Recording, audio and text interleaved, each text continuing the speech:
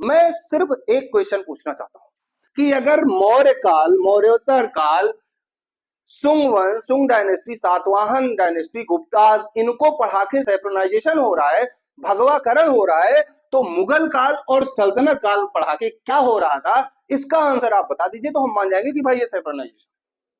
अगर पिछले 50 साल से हम मुगल काल और दिल्ली सल्तनत पढ़ के इस्लामीकरण नहीं कर रहे थे, तो क्या हम ये पढ़कर मौर्य काल पढ़कर सेक्युलराइजेशन कर रहे हैं, भगवाकरण कर रहे हैं?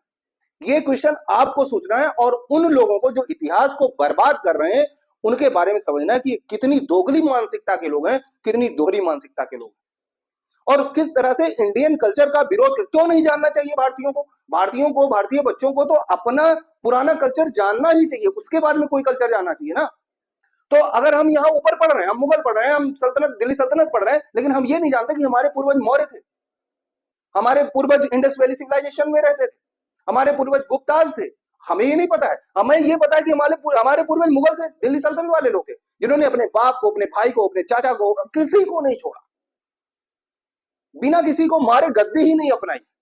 हम उनके बारे में पढ़ रहे हैं, तब वो इस्लामीकरण नहीं है, लेकिन हम अपने कल्चर के बारे में, अपने पूर्वजों के बारे में पढ़ेंगे तो सेक्युलराइजेशन होगा। ऐसे दोगलों की मानसिकता को पहचानना है और अपने बच्चों को उनसे बचाना है।